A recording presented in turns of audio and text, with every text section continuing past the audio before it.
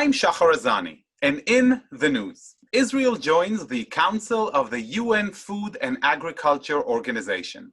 Serving as an Israeli diplomat in Nairobi, Kenya, allowed me an intimate look into the international aid mechanism, and most interestingly, the way Israel is viewed by other players in the field, not at the most important UN Security Council, which we know does so much for welfare, not the UN Human Rights Council in Geneva, but it was right there on the ground in Nairobi, in Africa, where real need met with real people. And I can attest firsthand to the fact that Israel's capabilities have been met with great respect and admiration, and echo what we all know, that Israel is a proud and positive member in the family of nations. Which brings me to today's topic. Last week, it was announced that Israel has been accepted to the Council of the United Nations Food and Agriculture Organization, FAO, for a 3-year term. The Council is comprised of 49 members out of a total of 149 member states. In addition, as of January 2021, Israel's ambassador to the UN organizations in Rome, Mrs. Yael Rubinstein, will be appointed head of the organization's European group for a 6-month term. What does it all mean?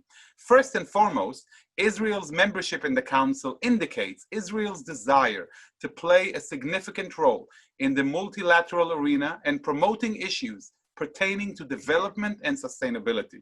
Israel has unique knowledge and experience in the field of food and agriculture and is happy to share it with other countries and organizations. To shed more light on the issue, it's a pleasure to have with us all the way from Rome, Italy, on JBS, Israel's ambassador to the United Nations organizations there, Mrs. Yael Rubinstein. Yael, it's a pleasure to have you with us today. It's great to be here, Shahar. Thank you for inviting us to this interview. I'm very, very happy to see you, even if it's just on Zoom. Thank you very much. And just a few words of introduction, Yael. As of November 2019, Yael Rubinstein is ambassador and permanent representative of Israel to the UN organizations in Rome, including the UN Food and Agriculture Organizations. Before assuming this position, among her many roles in the service of Israel, Yael served as Deputy Director General for Economics and Projects at the Ministry of Regional Cooperation in Jerusalem, as Ambassador of Israel to Singapore, Ambassador of Israel to Thailand, a counselor right here at Israel's delegation to the United Nations in New York, and so much more. Yael served as an officer in the Israeli Air Force, and she's a graduate of Haifa University and the Hebrew University in Jerusalem. Wow, Yael, you have definitely done a lot. Thank you. Thank you so much. So first of all, allow me to ask you, how are you? How is it going? Well, everything, let me first tell you about Rome. Everything in Italy, thanks God, it's back to normal. Everything is open here, like restaurants, bars, coffee places. You can travel very freely, like all over Italy and obviously in Europe. So you have the privilege to have Italy just for us and for the Italians. So we're very lucky. Although it's quite bothering me, especially where I have my family also in New York and in Tel Aviv, not to be able to go and visit them. But vis-a-vis the coronavirus, I think Italy, after suffered from three months of lockdown, really make it happen. And it's really a success story so far of combating the coronavirus. So things are improving. Yes, definitely. Wow. Definitely. We are back to normal. Again, you can see people, in restaurants, keeping the distance, social distancing, etc., and wearing masks. But all in all, things are back to normal in a way. Well, that's very relieving to hear. And Absolutely. I have to ask you one more thing. You have done a lot at the Foreign Ministry and in the service of Israel, assuming many roles in the past. How is Rome compared to other missions you served in? Well, it's a very tough question. Because I was lucky to be in wonderful places as my post. As you mentioned, like my first post was London, then New York, then Thailand, then Singapore, and now Rome. So I was very, very lucky. But Rome, Italians, in a way, it's not just a question of location. It's also a question of of what kind of post you have. For instance, London, I was dealing with information. New York, I was dealing with the Security Council and the Force Committee, which are very, very political issues all the time. And Israel is on the operating table all the time, especially in the Security Council, which definitely is not the case in FAO or in WFP or in IFAD, the three UN organizations based in Rome. And Singapore, obviously, it's a very high-tech country, very friendly to Israel, very unique because it's with the combination of population and very unique regime, very well organized by far.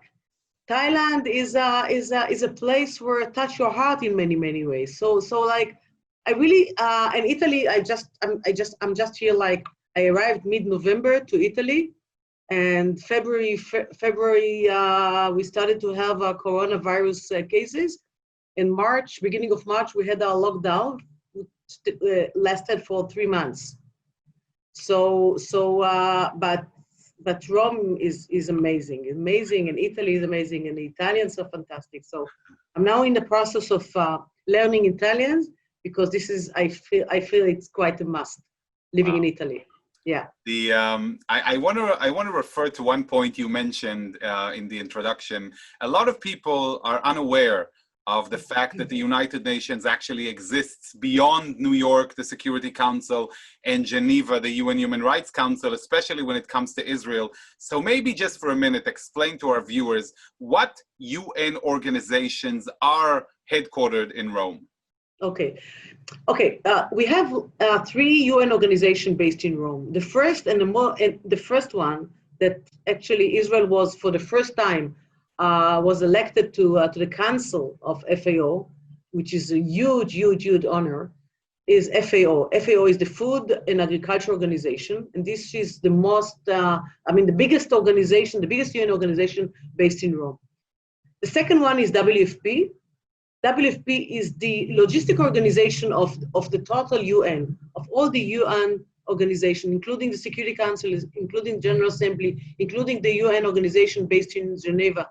If any UN organization needs to do something in any place, they need WFP to have there as a logistic tool for them.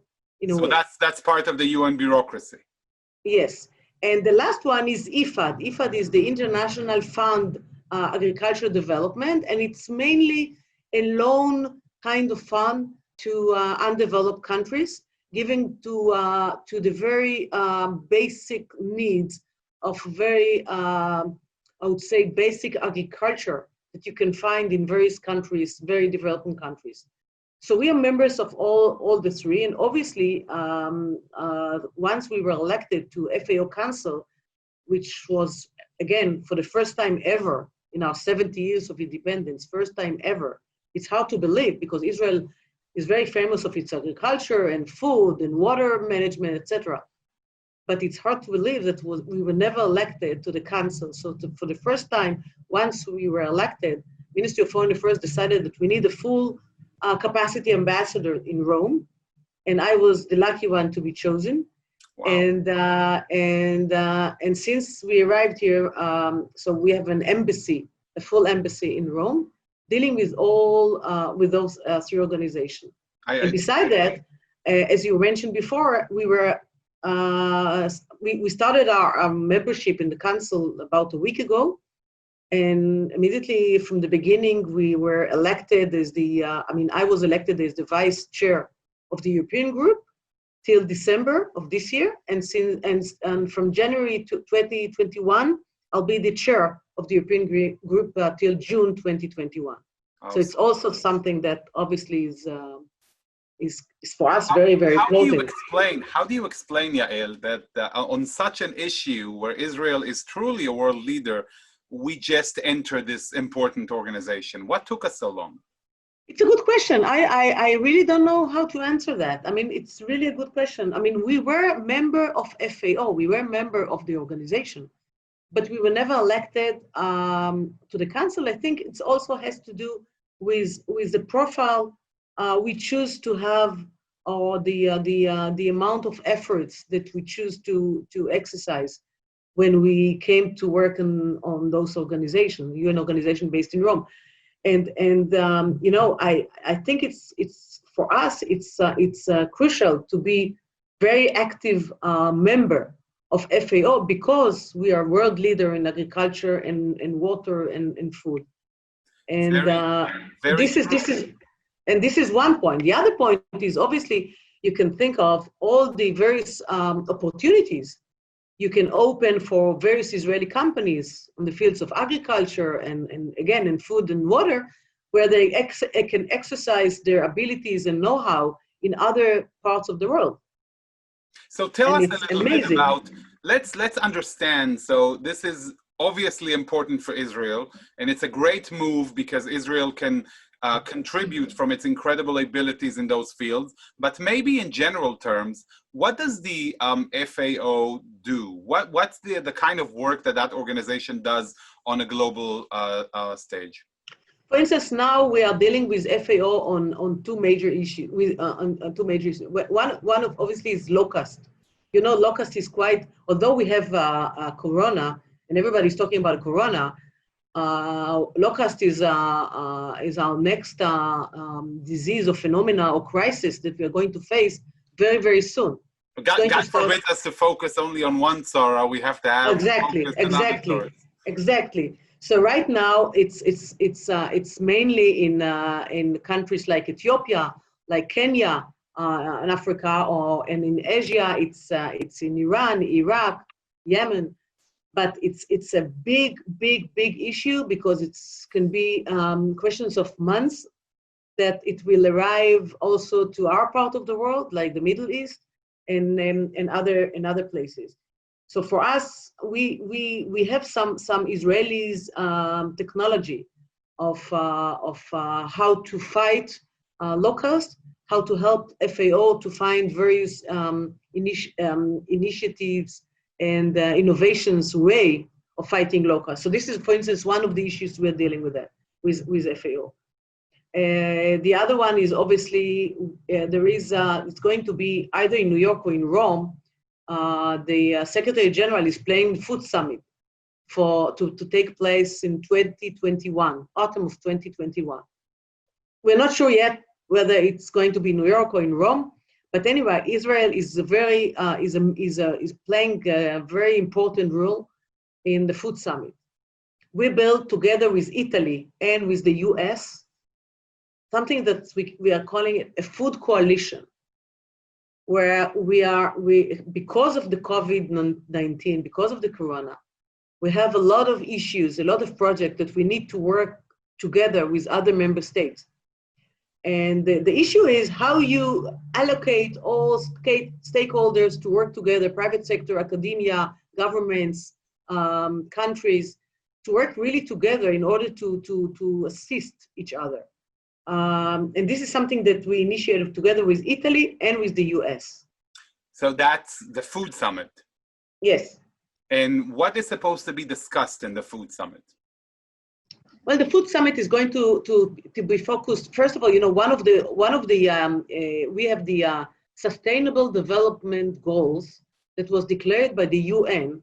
It's called SDG in short. Mm-hmm. And SDG 2 is zero anger to be reached by 2030.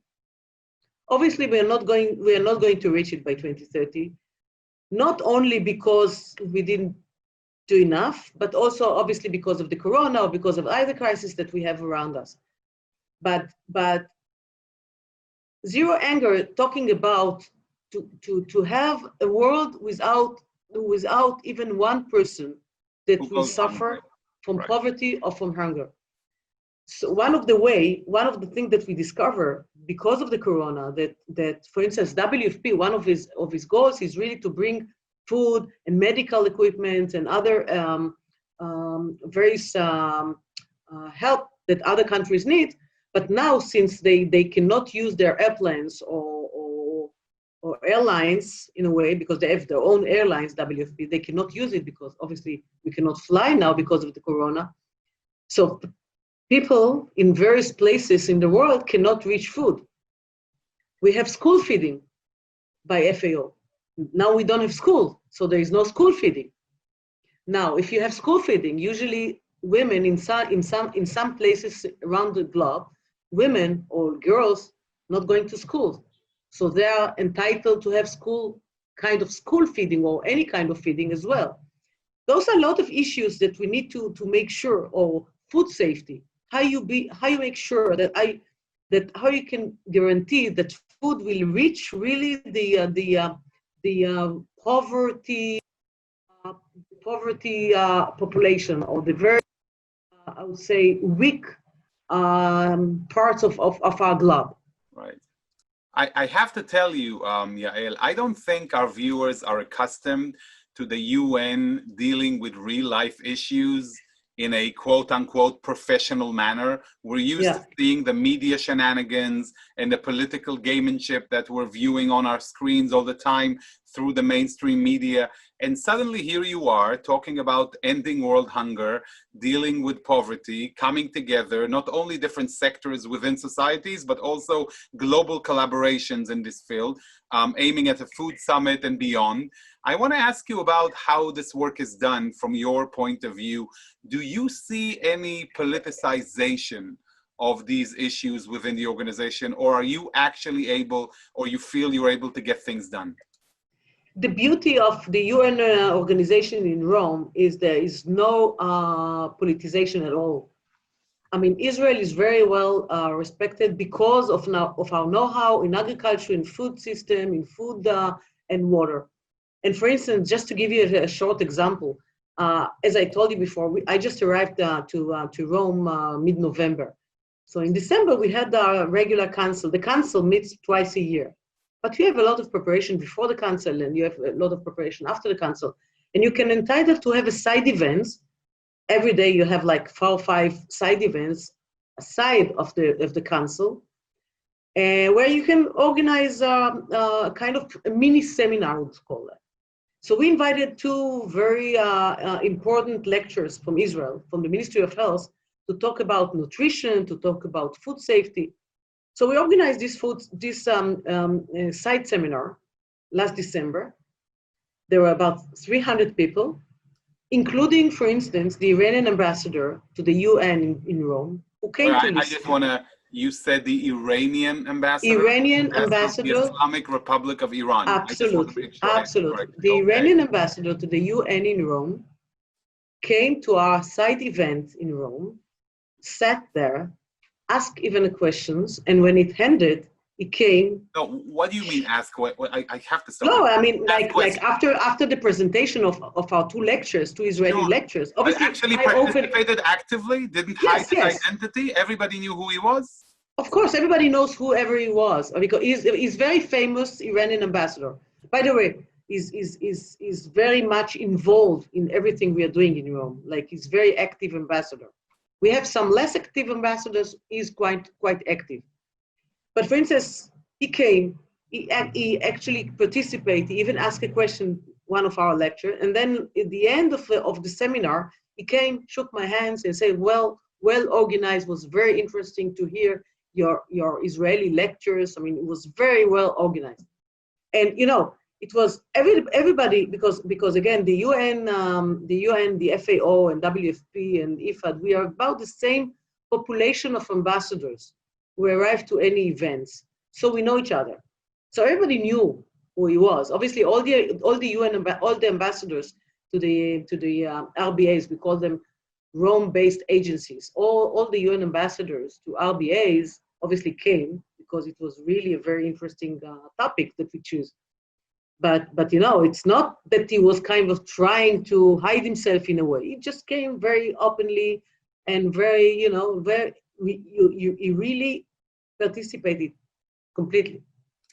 And but this is it was not it's quite a surprise maybe for you or for me, like in December, yeah. But now I'm not surprised at all, because again, the organizations are really focusing in issues of real life, of how to improve the world, how to make it a better world, how to make the developed countries helping the undeveloped countries. For instance, in FAO, today we had a Zoom a panel or webinar about another initiative that is that the FAO is trying to lead.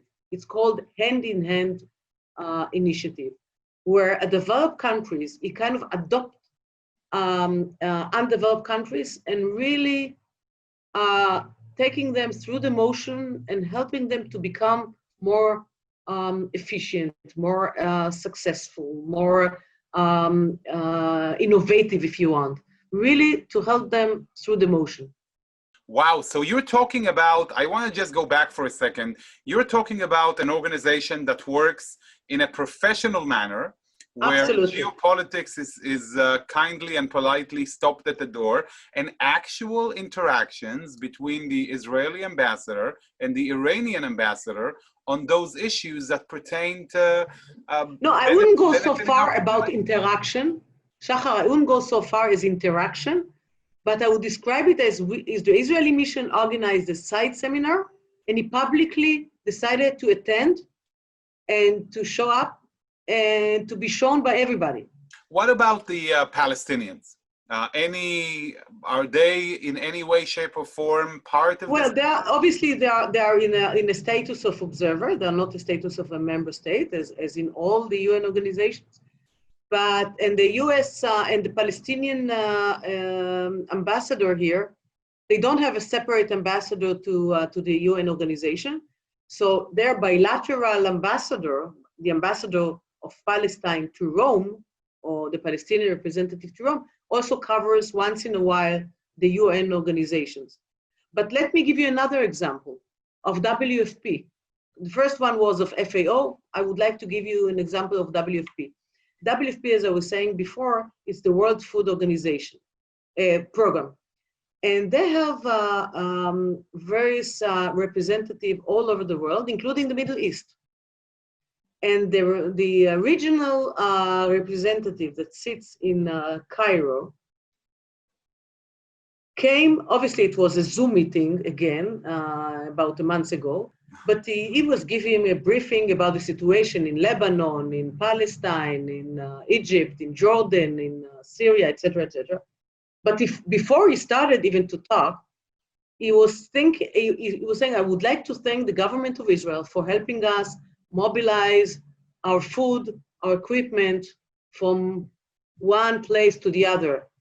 They help us, they make it more easy, they cut logistic for us, etc., etc. And obviously he's Jordanian himself. And he is the regional of Egypt, Jordan, Palestinian Authority, Syria, and Lebanon. So the first sentence it was saying was that he would like to thank the government of Israel for what Israel is doing in order to help WFP. Wow. I have to tell you, in a world of condemnations, where people are used to hearing these kind of statements coming out, especially from Arab representatives, you are telling us an unbelievable story. So how come people don't know more of these instances? Why aren't we or the general public made aware of this? Because I think mainly most of the Israeli newspapers or most of the media covers when Israel is blamed about what we did here and what we did there. And I mean, it's in a way, it looks more, I would say, sexy to say, oh, Israel was blamed again for human rights. Israel was blamed again of that and that. And it's not maybe sexy because it's very important, but maybe some could look at it as, well, it's important, but okay, it has to be reported, but maybe not by us. And they don't want to report about the fact that Israel is playing quite a major role, right, also in FAO and in IFAD and in WFP. And we are really trying to make, by the way, for instance, day after tomorrow, Thursday, one of the things we are trying to do is we're doing a seminar, economic seminar, with obviously with Ministry of Foreign Affairs and people from WFP and people from FAO, with about 70 Israeli companies, because we want the Israeli companies to be aware to the fact that they can work with FAO, they can work with WFP, and I'm not talking about just gaining some contracts or tenders, but the reputation that they will get working for with the FAO, with WFP in any other part of the world, it's going to be enormous. So we are going to because when I came to Rome, I found it quite strange to find out that some of the companies don't know even that in order to work with the UN, they need to register. Just to open a link and register. So simple. But if you're not doing it, then forget about working with the UN. Wow, Yael, I have to tell you, this is very impressive. The work that you do, arriving in November, and already it sounds like a whirlwind, not only within the UN, but also with the bottom line of diplomacy, which is pushing forward the economy and connecting Israeli technologies and companies with the potential of working with the UN. I am very impressed.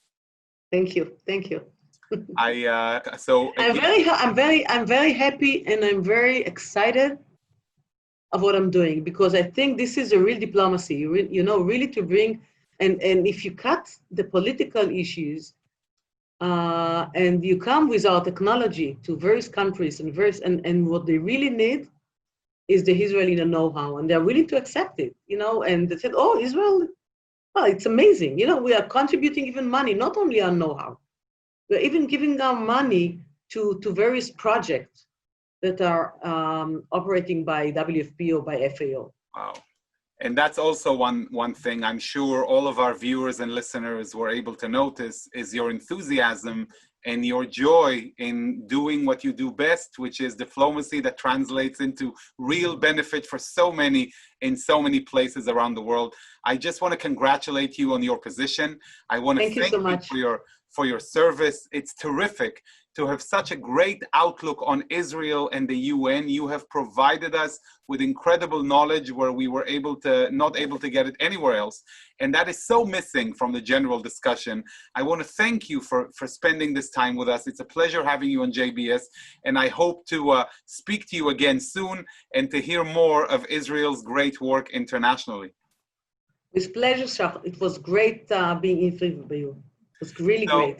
So there you have it. Israel, unlike everything you read daily or see on the news, that is aside from JBS, of course. However, this seems to be the best kept secret about the Jewish state. So today, I want you to take a moment. I ask you to carry this message, listen carefully to what Yael shared with you, and share it with your friends and family. Enlighten your surroundings with these facts, which tend to get lost in the ongoing chatter of the geopolitics. There are so many sides to Israel and so much to be proud of.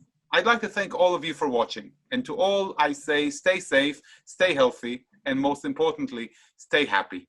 I would like to thank our director, Sloan Copeland, JBS's managing director, Dara Golub, our technical manager, Michael Paley, transmission manager, John McDevitt, and to our producer of In the News, Carol Lilienthal. For JBS, I'm Shahar Azani. Until next time, see you soon.